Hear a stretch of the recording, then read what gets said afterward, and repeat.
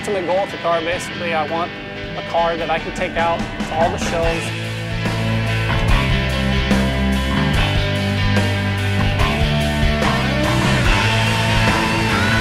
We made a lot of pulls and got a lot of good footage. I'm David Freiberger, Editor-in-Chief of Hot Rod Magazine here at Nelson Racing Engines in Chatsworth, California. We just made 1,480 horsepower with this thing, which was unreal. All the industry's publications come to Nelson Racing Engines to find what is new, innovative, and exciting.